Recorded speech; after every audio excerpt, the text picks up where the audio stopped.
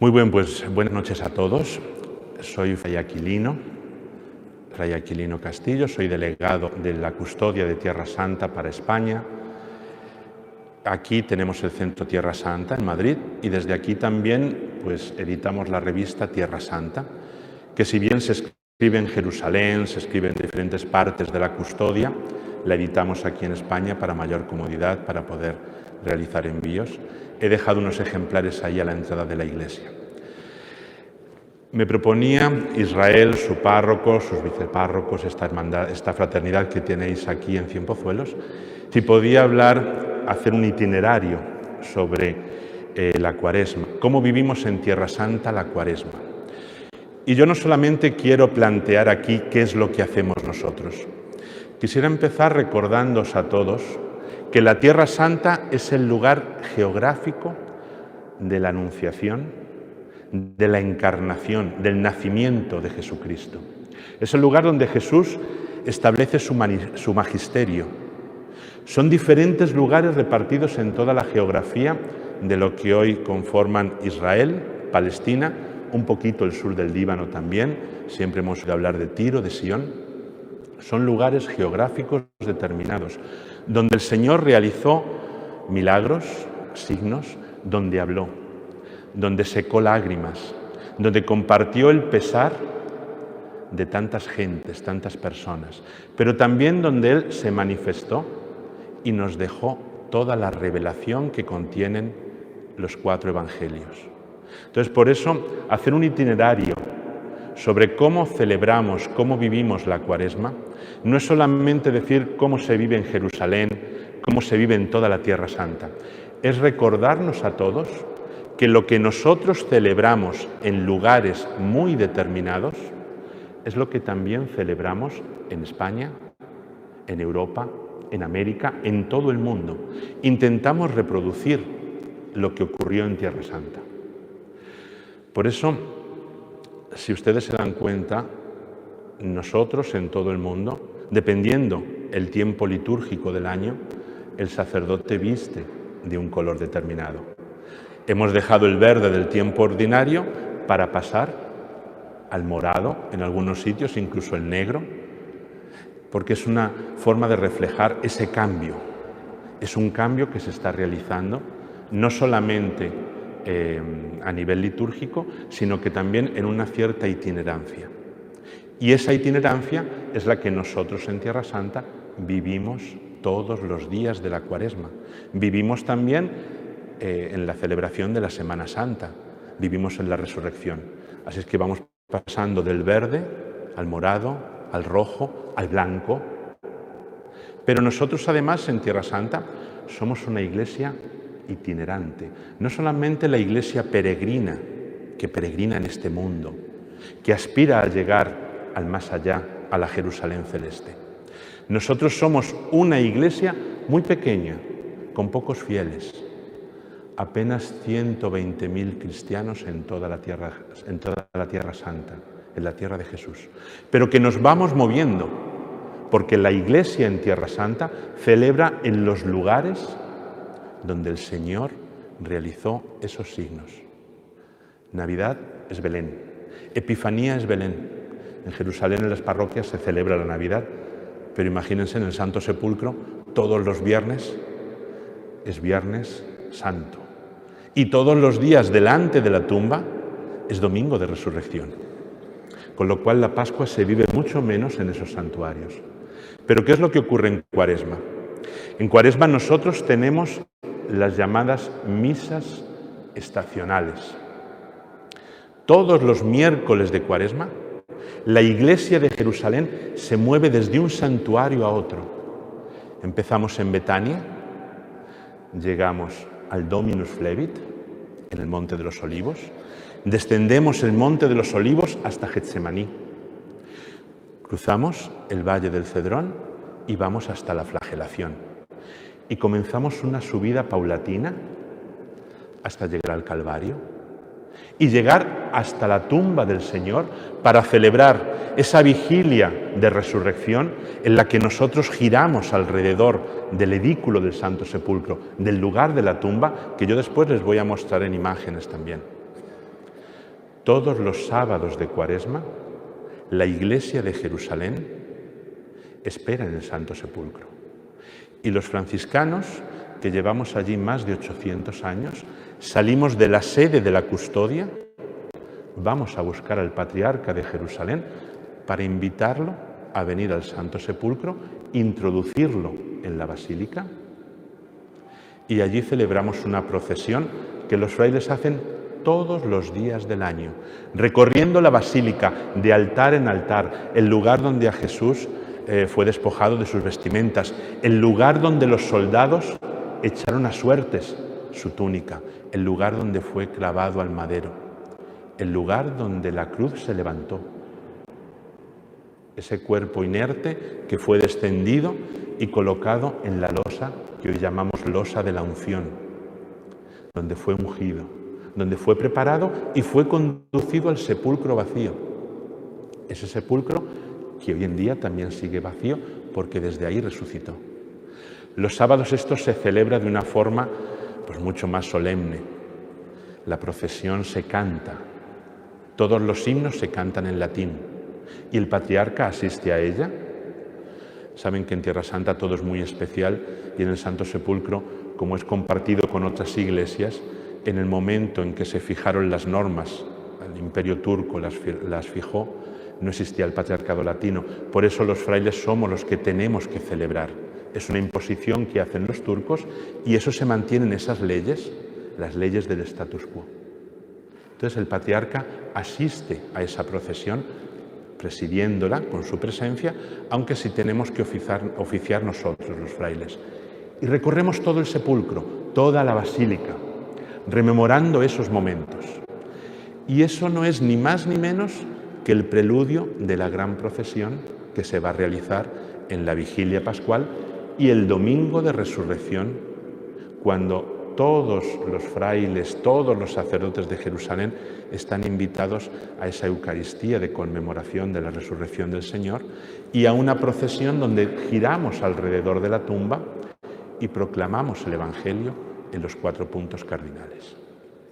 Por eso, los miércoles, los sábados de Cuaresma son muy importantes en Tierra Santa, porque la Iglesia se va a mover desde Betania hasta el Calvario, porque los sábados la Iglesia va a recorrer todo el Santo Sepulcro cantando himnos sobre la pasión, muerte, la unción del Señor y su resurrección y aparición a las santas mujeres. Los sábados por la noche, a las 11:30, de nuevo nosotros tenemos que dejar nuestra sede en San Salvador, el convento de San Salvador, y con el custodio vamos de nuevo al Santo Sepulcro. Y ahí se realiza el oficio de lecturas, una serie de salmos, un himno, lecturas que corresponden a las lecturas del domingo, y después empieza algo muy curioso. Tenemos la memoria de la resurrección. La memoria de la resurrección se compone de una serie de cánticos y después una procesión que recorre toda la cúpula del Santo Sepulcro, da vueltas alrededor de la tumba y va proclamando una antífona, recordando que el ángel descendió del cielo, se sentó sobre la tumba vacía. Aleluya, aleluya, aleluya. Fíjense qué cosa más curiosa. Los sábados de Cuaresma, los franciscanos hacen una procesión, giran alrededor de la tumba y van cantando el aleluya, cuando no se canta en ninguna iglesia del mundo. El custodio, que sale después de esa procesión de frailes, lleva el evangeliario de plata, un evangeliario español precioso. 2 diáconos le sujetan la capa pluvial y otros 2 diáconos van delante de él con el incienso. Y cuando completa un giro, se mete dentro de la tumba. Y el órgano empieza a tocar cada vez más fuerte, hace como si fuese un terremoto. Y en ese momento el custodio sale de nuevo. Nosotros seguimos cantando el aleluya y cada sábado se proclama un evangelio de la resurrección. Esa es la memoria. La Iglesia de Jerusalén recuerda al mundo entero que aunque estemos en Cuaresma, Jesucristo resucitó hace más de 2000 años, que su vida es una vida eterna y que su muerte es nuestra liberación de la muerte, para que también tengamos la vida eterna. Por eso la Iglesia de Jerusalén, los sábados a las 11 de la noche hasta las 2 de la mañana, está rezando, para que el mundo recuerde que Jesucristo ha resucitado. Y este es nuestro recorrido cuaresmal. De Betania, Dominus Flevit, Getsemaní, la flagelación, hasta llegar al Calvario. Y este es nuestro recorrido los sábados. Recordar todo lo que ocurrió en ese lugar que hoy está encerrado en la Basílica del Santo Sepulcro, en esa procesión con el Patriarca. Y volver de noche para recordar al mundo entero que Jesucristo ha resucitado. Que la Cuaresma no significa muerte, significa esperanza en Jerusalén. Que nadie, ninguna oscuridad puede apagar la luz de la resurrección. Y de esta forma, la Iglesia de Jerusalén se prepara. Se prepara para llegar hasta los lugares donde el Señor nos comunicó parte de su mensaje de la salvación. Y el primero de ellos, ahí lo tienen, es Betfagé. Y ustedes recordarán que en Betfagé pues empieza el Domingo de Ramos, ¿no? En Tierra Santa todo se anticipa, todo se hace un poco antes. De esta forma que nosotros nos vamos el sábado anterior al Domingo de Ramos a la iglesia de Betfagé, una localidad muy pequeñita en la falda occidental del Monte de los Olivos, y es allí donde hay esta iglesia, una iglesia que tiene forma de castillo porque había un castillo cruzado, y los frailes piensen que nosotros llegamos, San Francisco llega y había mandado ya a Fray Elías en el año 1217, él llega en el 1219, y desde entonces los frailes tienen una presencia ininterrumpida en Tierra Santa. Esa presencia hace no solamente que estemos allí a contemplar los misterios de la pasión, muerte y resurrección, sino que además tengamos una vida activa. Desde los primeros momentos los frailes van buscando esos santos lugares. Después, en la época moderna, se van a hacer excavaciones arqueológicas a finales del 1800. Y también una labor litúrgica. Se va a investigar, pues imagínense, desde la Didaché, que se encuentra en el Patriarcado griego ortodoxo, el manuscrito original, el leccionario armenio. Los armenios escriben todas las lecturas que usaban en la liturgia y también escriben notas históricas sobre los lugares donde se debía de leer una cosa y otra. Y el itinerario de Egeria, una española que hacia el 384 llega a Tierra Santa, hace un peregrinaje de 2 años y nos deja unos libros escritos, unos diarios, donde nos describe los santuarios y la liturgia. Los frailes, desde que llegan allí, van buscando estas fuentes. Las fuentes arqueológicas para ver dónde está el lugar y las fuentes litúrgicas para que nos ayuden a rememorar. Por eso estas procesiones en el Santo Sepulcro son antiquísimas, tienen siglos. Por eso la memoria de la resurrección ya se hacía en los tiempos de Constantino, de su madre Santa Elena, cuando levanta los santuarios de la Tierra Santa, cuando Egeria en el siglo IV nos lo cuenta. Por eso nosotros nos vamos a Betfagé el sábado, porque la Iglesia de Jerusalén tiene que vivir el sábado de forma litúrgica lo que va a celebrar el domingo. Y allí nosotros llegamos ante una iglesia muy pequeñita, una capilla. Es una iglesia que prácticamente cabe en uno de los ábsides que tienen ustedes aquí a los lados de su parroquia. No podemos hacerla más grande porque es un edificio cruzado, así es que tiene más de 1000 años y le debemos respeto. Pero es en ese lugar donde se encuentra el sitio donde el Señor mandó a sus discípulos a que desatasen un burrito que se encontraba atado. Betfagé dista muy poquito de Betania, que era el lugar donde Jesús pasaba la Pascua con sus discípulos, en la casa de Marta, Lázaro y María. Betfagé es el lugar a donde el Señor mandó a sus discípulos a que desatasen un burrito que estaba allí atado. Y es ahí en Betfagé donde los judíos llegaban. Fíjense que ahí tienen ustedes un itinerario donde se ve Betania y se ve la vía romana que llegaba hasta Jerusalén, hasta el lugar donde está la Basílica de Getsemaní para entrar en el templo. Pero Jesús no hizo ese camino que se ve por ahí debajo. Jesús siguió el camino que le llevaba por Betfagé. Subió el monte de los Olivos como hacían todos los judíos. Por eso desde Betania manda a sus discípulos: encontraréis un burro atado, desatadlo. Y si alguien os pregunta, decidle: es el maestro, el rabí, el Señor, quien lo pide. Y esto para la Iglesia de Jerusalén es muy importante, porque nosotros entendemos que Jesús, estando en Betania, acampaba en todo ese monte de los Olivos como acampaban todos los judíos que venían de Galilea. Seguían el río Jordán, llegaban a Jericó y desde Jericó subían literalmente a Jerusalén. Por eso esa canción que nosotros cantamos, qué alegría cuando me dijeron vamos a la casa del Señor, allá suben las tribus, porque desde Jericó es subida.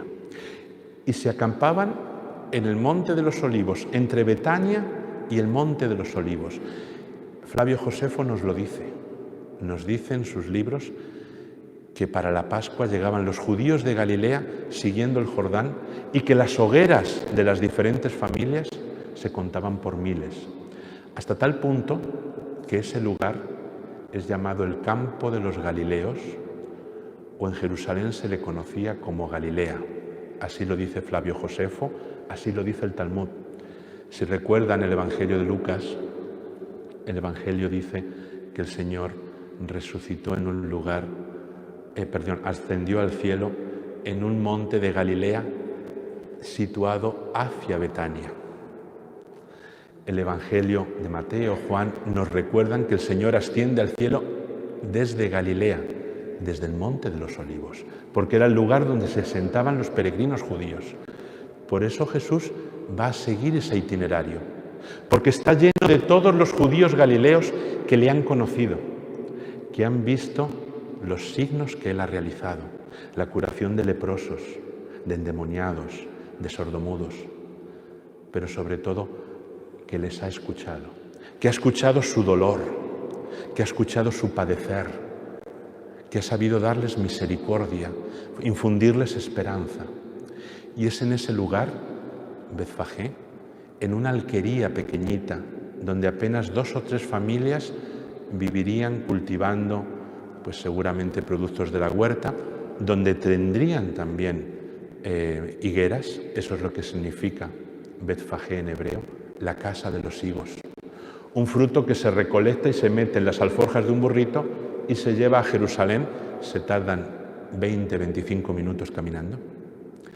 Y es ahí donde el Señor sube al burrito y se dirige hacia el templo.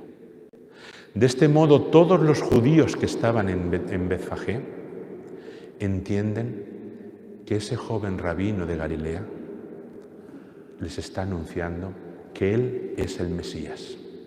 Betfagé para la Iglesia de Jerusalén es el lugar de la proclamación del mesianismo de Cristo. Es el lugar donde se cumplen las profecías de Isaías y sobre todo de Zacarías. Pobre y montado sobre un burro, se acerca tu rey. Es en ese lugar donde toda la gente de Galilea va a gritar al unísono: Hosanna. Lo que nosotros decimos en España, Hosana. Bueno, pues en arameo tiene 2 N's. Hosanna. Y eso en el sistema verbal semítico es lo que se llama un enérgico pesado. Reduplicar la última consonante para dar más peso al verbo. Sánanos, sánanos, redímenos, sálvanos. Hosanna, bendito el que viene en el nombre del Señor. Hosanna, hijo de David. Sálvanos porque tú tienes no solamente el poder de salvarnos, no solamente la autoridad. Ahí se ve el enérgico pesado.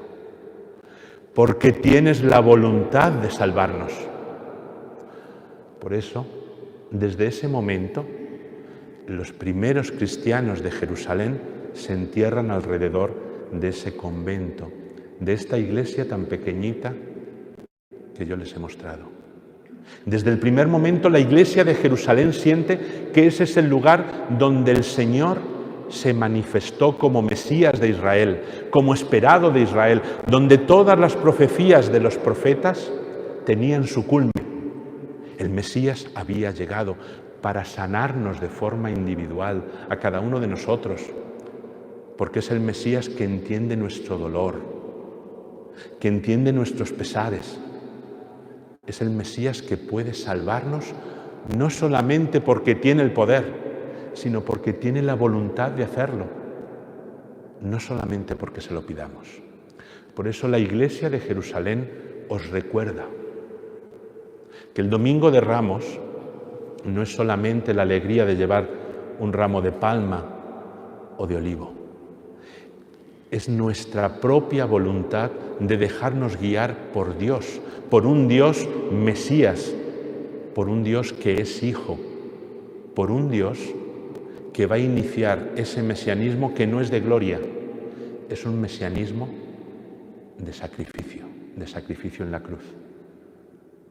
Por eso la Iglesia de Jerusalén se siente de alguna forma con la responsabilidad de ir hacia esos lugares, de celebrar el sábado esa liturgia donde se recuerda que el Señor se proclamó Mesías en ese lugar.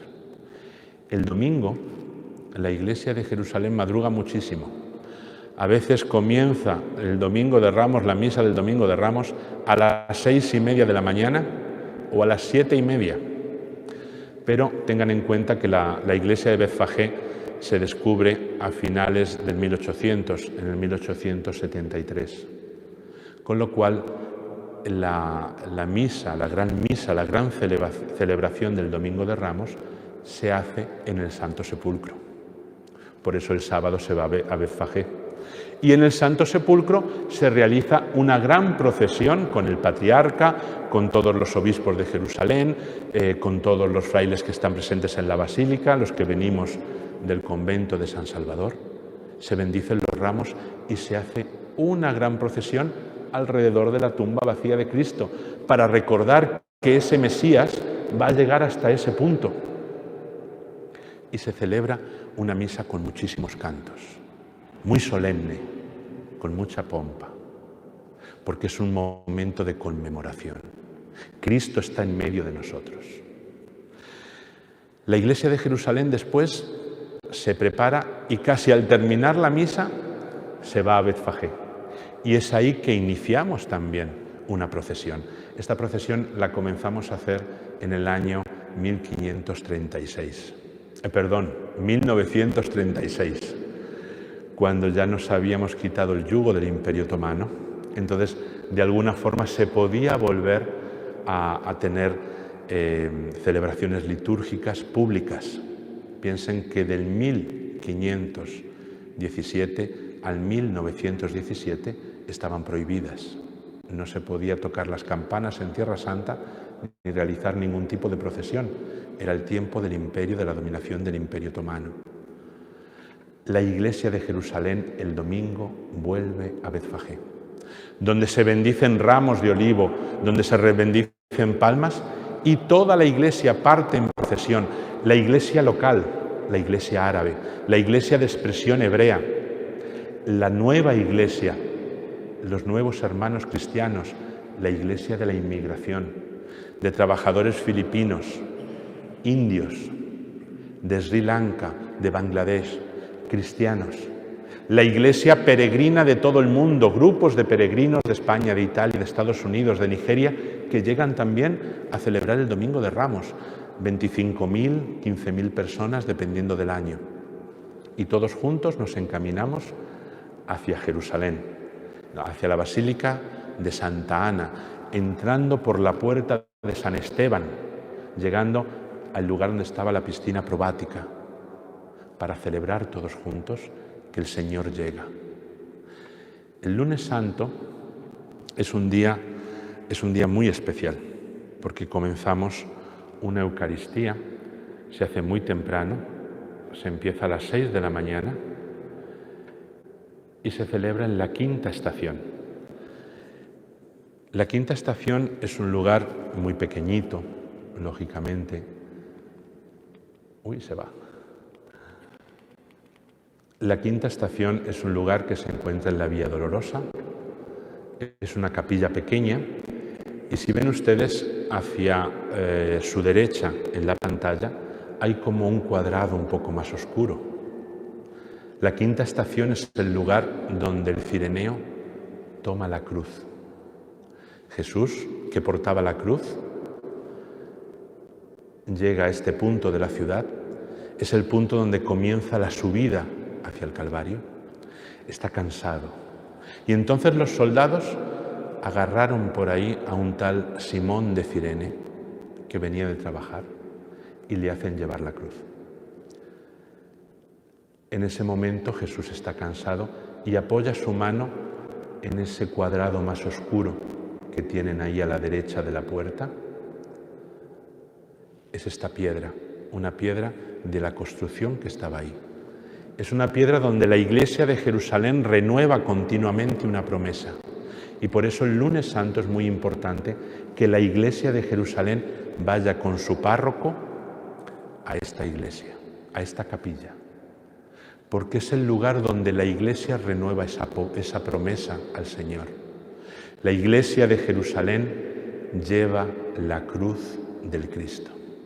La Iglesia de Jerusalén, en su minoría, como grupo creyente, apenas 8.000, 9.000 personas.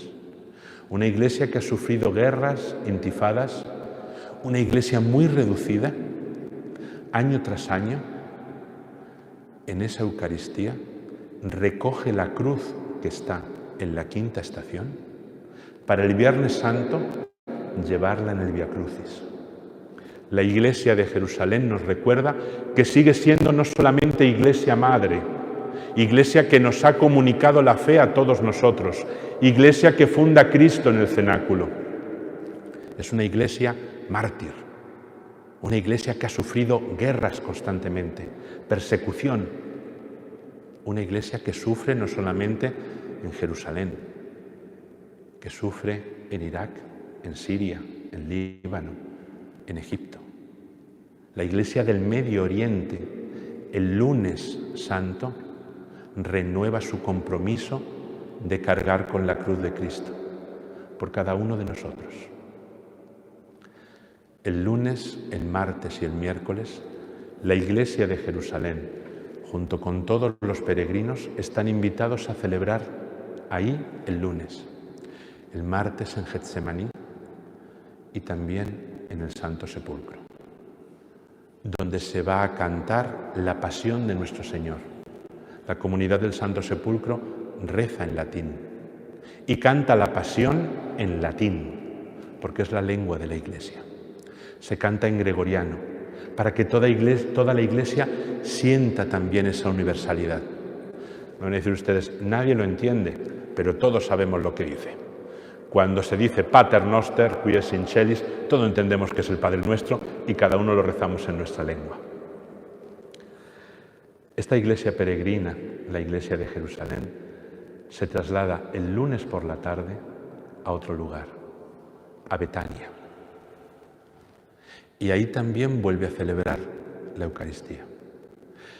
Esa iglesia de Betania es la iglesia de la amistad. Es la iglesia de la vida consagrada, viendo que hay religiosas y que yo mismo soy religioso. 3 hermanos que se consagran a Cristo. Consagran su amistad a Cristo. Y erigen en esa casa un templo inmaterial a la fraternidad, a la acogida. Ahora que vamos a tener, desgraciadamente, también emigrantes que dejan sus casas por el horror de la guerra. Betania acogía todos los años en la casa de Marta, de María y de Lázaro, acogía al Señor y a sus discípulos. Y es el lunes santo que la iglesia de Jerusalén vuelve a Betania, a esta iglesia que está construida sobre el pequeño núcleo de casas, la casa de Marta, Lázaro y María, la casa de Simón, un fariseo llamado Simón el leproso, muy posiblemente uno de los que el Señor curó en el camino de Jericó. Y es en esa iglesia donde se recuerda lógicamente esa manifestación de Cristo resucitando a Lázaro, instruyendo a María mientras Marta se encuentra tan azarosa, pero donde también a pocos días de la Pascua el Señor está cenando con sus discípulos y llega una tal María y según Juan y según Lucas, con una ánfora de nardo derrama el perfume sobre su cabello. Según Mateo y según Marcos, lo va a derramar sobre sus pies, como un signo precisamente de esa mesianidad, de que es el Señor. En esa Eucaristía, al caer la noche en Betania, el custodio de Tierra Santa va a bendecir en una ánfora de alabastro el perfume de nardo que después se va a utilizar la misa crismal del Jueves Santo para hacer los santos óleos.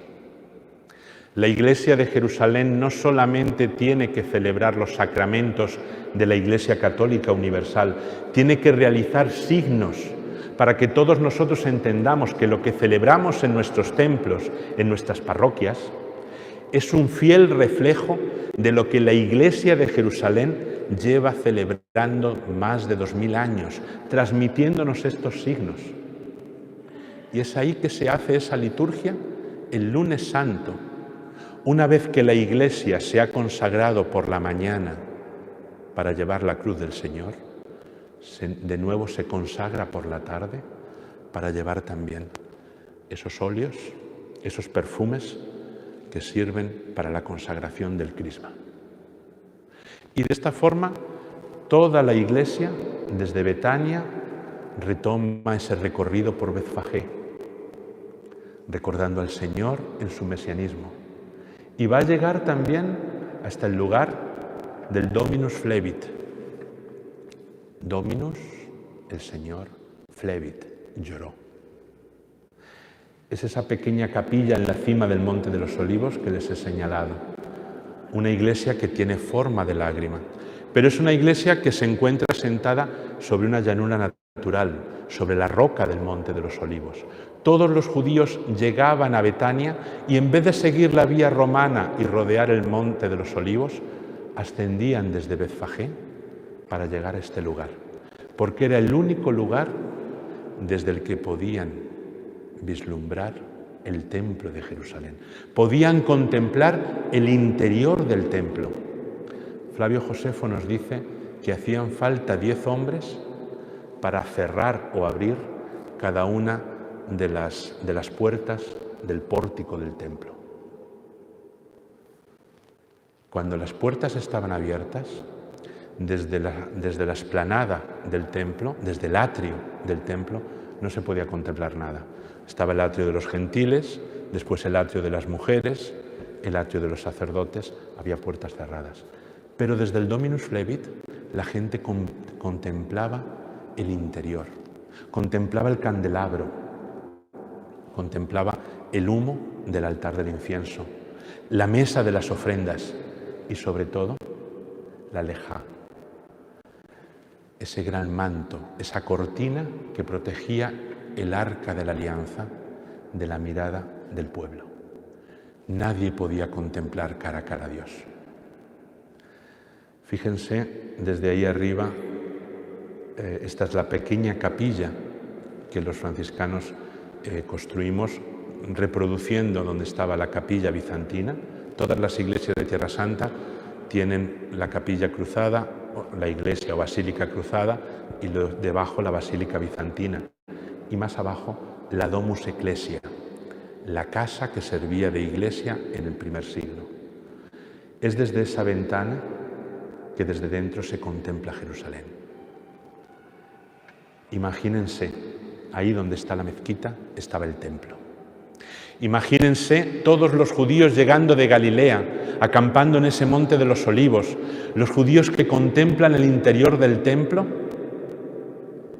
y el día de la resurrección aparecen las puertas, esas que movían 10 hombres cada una, aparecen las puertas abiertas de par en par y el velo del templo rasgado. El miedo que sentiría esa gente al entender que algo había pasado, algo que cambiaría la historia de Jerusalén para siempre. El Señor había llegado. Por eso la Iglesia de Jerusalén recorre estos sitios, desciende desde el Monte de los Olivos, va celebrando en cada lugar hasta llegar al Getsemaní.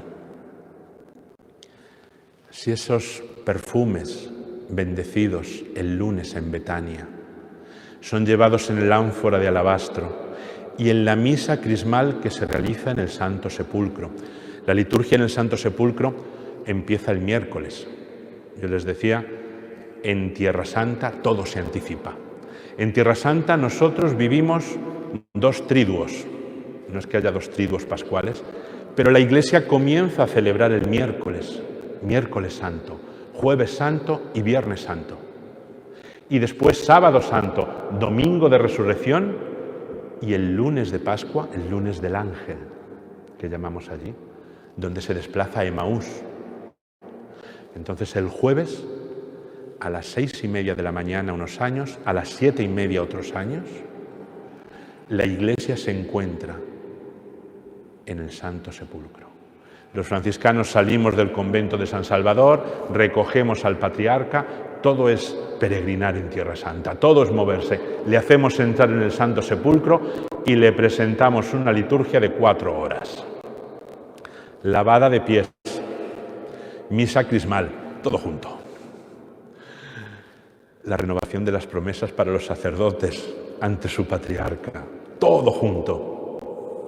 4 horas donde la Iglesia de Jerusalén en diferentes lenguas va haciendo todas las lecturas, donde se pasa del árabe al latín, Iglesia local, Iglesia universal. Al terminar la liturgia, la Iglesia del sepulcro, una vez que se ha consagrado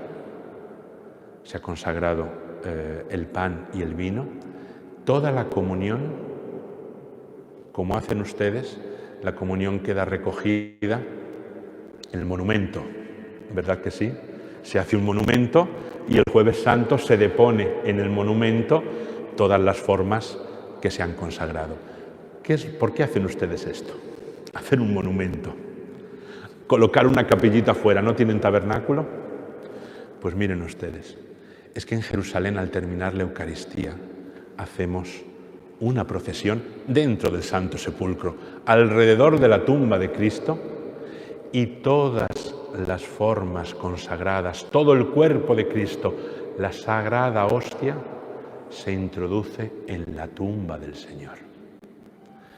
Para ese día, la cámara que da acceso al Santo Sepulcro y el Santo Sepulcro mismo, las 2 cámaras que contiene ese edículo del Santo Sepulcro, se han adornado con telas preciosas, telas de seda, damasco de seda. Se ha puesto un tabernáculo precioso sobre la tumba misma del Señor.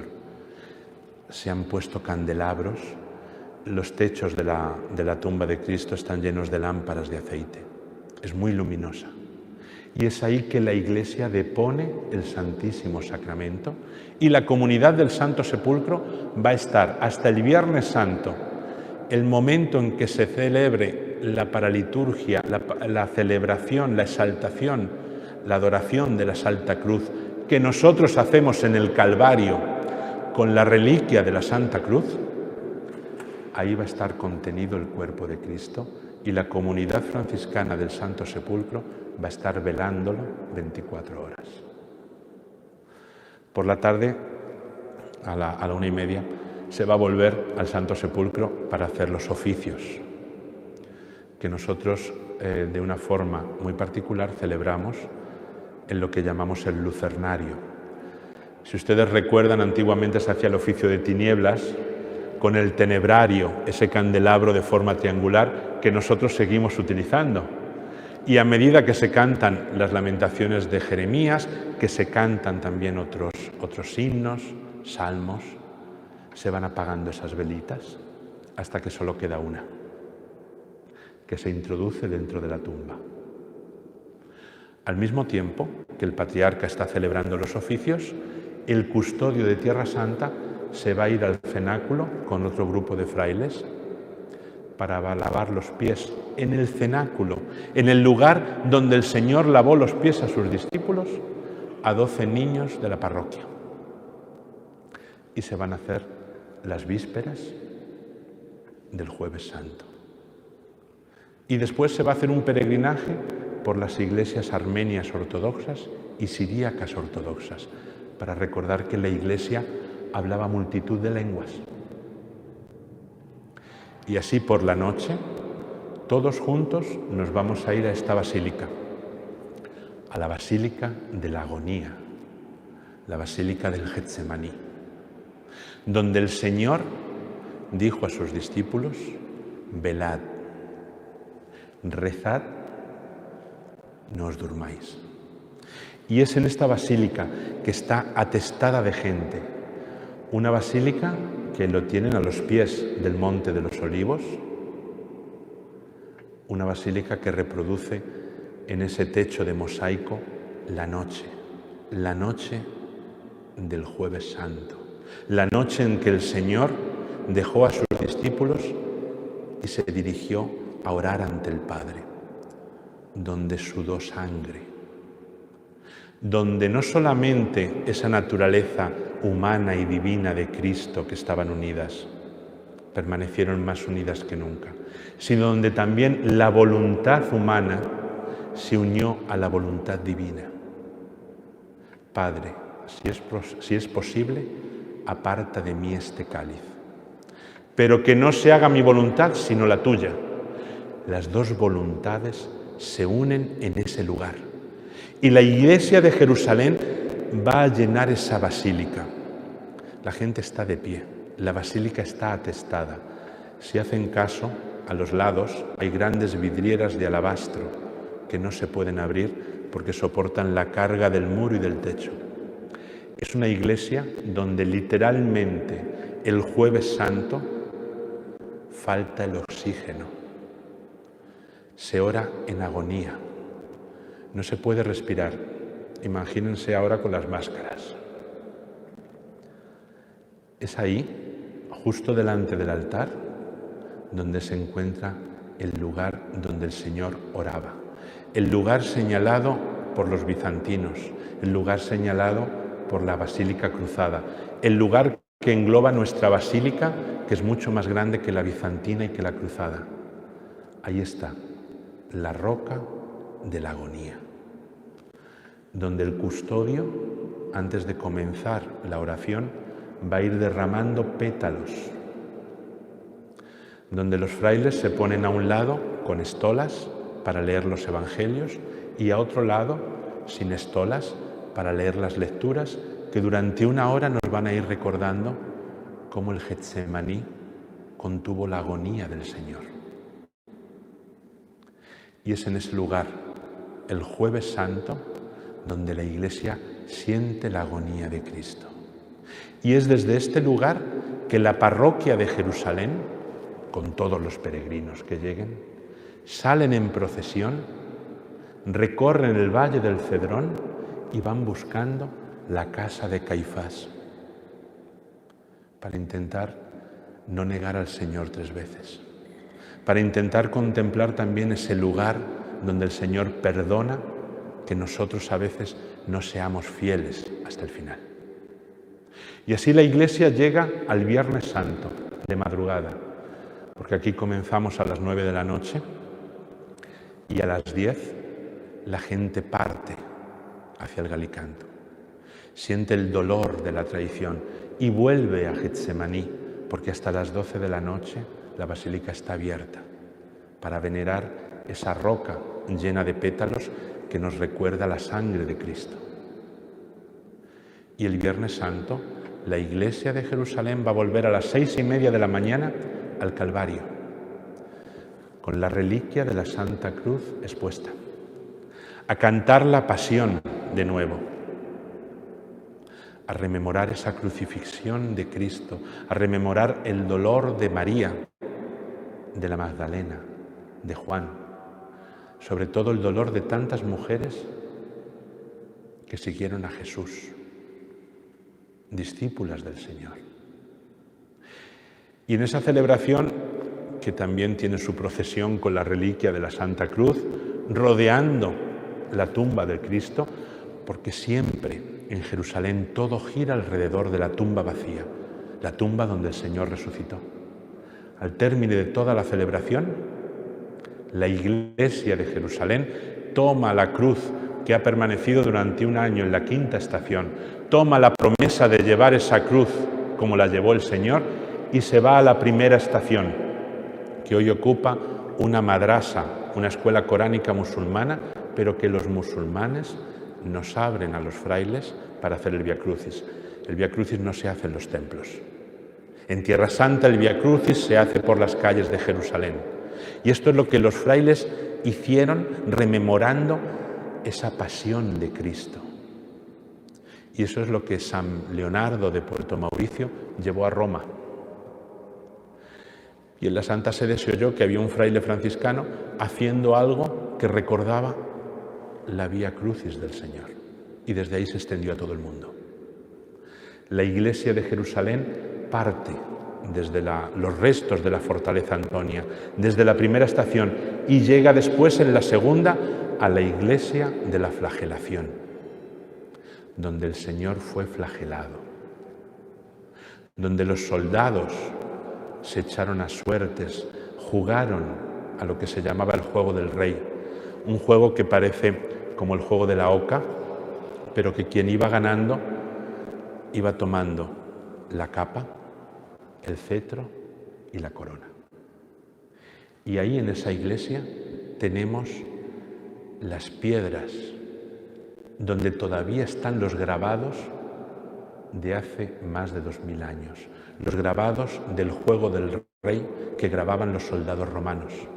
Y es ahí donde jugaron con el Señor y donde le golpearon con una caña y se la dieron como cetro y le pusieron una capa como si fuese un rey y trenzaron la corona de espinas para que él la llevase hasta el Calvario. Y es en esta iglesia donde se encuentran, además de unas estatuas, esa iglesia celebra la resurrección del Señor el sábado. Y esa misma iglesia va a volver el domingo para dar esas vueltas después de la misa de resurrección, donde uno de los maestros de ceremonias toca una campana y un diácono lee un evangelio de la resurrección en cada uno de los puntos cardinales, para que todos ustedes sepan que de nuevo el Señor va a inundar cada templo, cada iglesia, cada hogar con la bendición de su resurrección.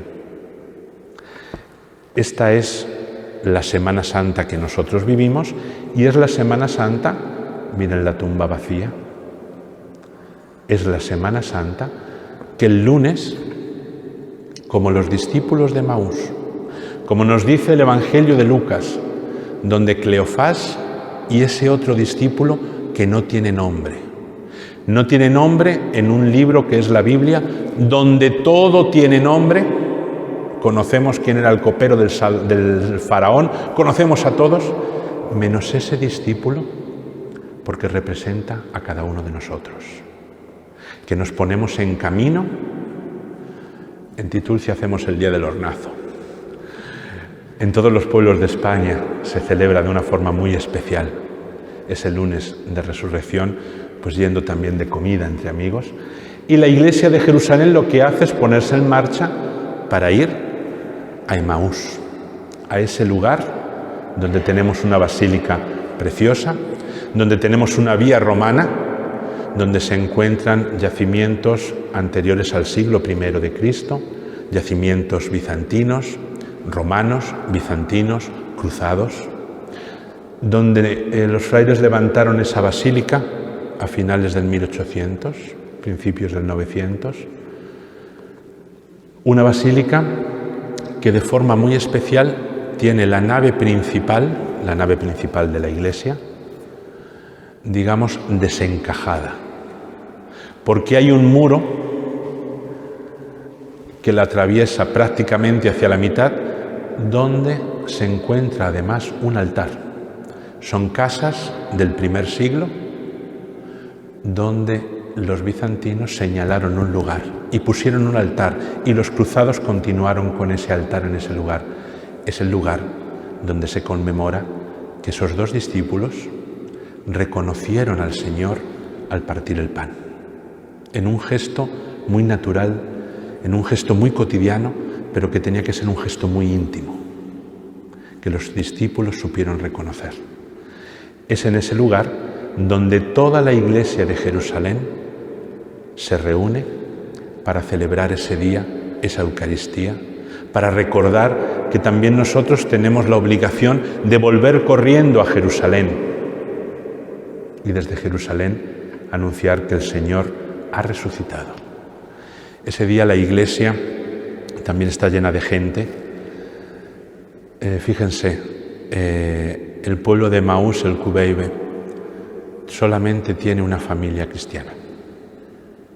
Es un pueblo de unos 8.000 habitantes, son todos musulmanes. Ese día, las gentes del pueblo regalan a la iglesia panecillos que tienen de estas semillas de anís, que huelen mucho. Y al final de la Eucaristía se llevan canastos de estos panecillos, se inunda de olor. El custodio bendice esos panecillos y los reparte entre todos los presentes. Fíjense cómo los musulmanes también tienen, de alguna forma, esa sensibilidad para unirse a una conmemoración, para unirse a una iglesia que peregrina, que desde Jerusalén vuelve su mirada a Emaús, el lugar más cerrado de todo Tierra Santa, el único lugar donde no se puede peregrinar, el único lugar donde solamente nuestra comunidad franciscana puede entrar y salir con un coche, y donde cuando otro fraile quiere ir tiene que comunicárselo a las autoridades de Israel para que le den permiso. Ese día está abierto. Y llegan autobuses de las parroquias de Nazaret, de Jerusalén, autobuses de peregrinos. El convento invita a comer a todo el mundo, cristiano o musulmán. Y los musulmanes tienen ese gesto. Las panaderías regalan ese pan para que ese día los cristianos celebren. Esta es la Semana Santa, la Cuaresma y la Semana Santa de Jerusalén. Esto es lo que nosotros celebramos en Tierra Santa. Celebramos de una forma litúrgica, celebramos yendo a cada lugar donde el Señor realizó estos signos, estos gestos que después encontramos en las Escrituras. Celebramos esa liturgia tan especial donde nosotros incluimos palabras que no están escritas en el Evangelio. Porque en cada lugar que nosotros celebramos decimos Hic, aquí. Aquí resucitó el Señor. Aquí fue derramado sobre la cabeza o sobre los pies del Señor perfume de nardo. Aquí el Señor subió sobre un burrito y se dirigió al templo. Aquí el Señor lloró. Aquí el Señor dijo: que se haga tu voluntad y no la mía, Padre. Hoc, de este sepulcro resucitó el Señor. Dos palabras que no vienen en los evangelios, dos palabras que no están escritas en la Biblia, dos palabras que los frailes, que tenemos muy buena escuela litúrgica, que desde siglos hemos custodiado contemplado, amado, escrutado la geografía de la Tierra Santa para encontrar estos lugares, con permiso de la Santa Sede, hemos añadido la liturgia. Hic, aquí, hoc, de este sepulcro. Yo les animo a todos ustedes a vivir esta Cuaresma y esta Semana Santa no como un conjunto de rezos, de oficios, no como una imposición de que es Cuaresma, tengo que ir al Via Crucis, es Semana Santa, tengo que ir a rezar a la iglesia, tengo que llevarme el trozo de palmera o de olivo para la casa porque está bendecido. Vívanlo como la iglesia de Jerusalén, buscando el misterio de Cristo que nos habla en cada momento a través de su palabra en los evangelios. Vívanlo rememorando, recordando junto a la Iglesia Madre de Jerusalén que ora en estos lugares, que los recorre, que no importa que haya intifadas, que haya guerra, que haya bombardeos, que haya checkpoint, que haya controles. La Iglesia año tras año sigue yendo. Hemos vivido un 2020 donde en Getsemaní, en la hora santa, en esa basílica que se llena todos los años, únicamente estaba el custodio, su diácono, un organista y 6 frailes. Y un servidor estuvo ahí. Era uno de esos 6 frailes para leer el Evangelio en nuestra lengua. Y un Viernes Santo, donde también 6 frailes recorrieron en el año de pandemia la Vía Dolorosa hasta llegar al Santo Sepulcro, donde la luz también se hizo de nuevo, la luz de la resurrección, una luz que ni guerras, ni persecuciones, ni pandemias han podido apagar. Vivan esta Cuaresma y esta Semana Santa profundizando en estos misterios. Sean atentos a la palabra de Dios. Y a ustedes y a sus párrocos, intenten venir a Tierra Santa para encontrarse con el Señor, para encontrarse a ese hombre que nos habla, que nos mira fijamente desde la cruz, que nos dice: yo muero por ti, yo estoy dando mi vida por ti, por cada uno de nosotros. Y os voy a dar la vida, os voy a dar la vida eterna, porque yo todo lo hago nuevo. Muchas gracias. Es la primera vez que yo hablo también a mis vecinos. Así es que también con esta simplicidad yo solamente les comparto lo que he vivido, lo que me ha apasionado, lo que me ha hecho feliz, lo que cada año intento rememorar, este año desde Titulcia, como fue también el año pasado. Así es que también les invito a vivirlo como vivo yo, con mucha pasión y con mucha alegría, estos misterios. Muchas gracias.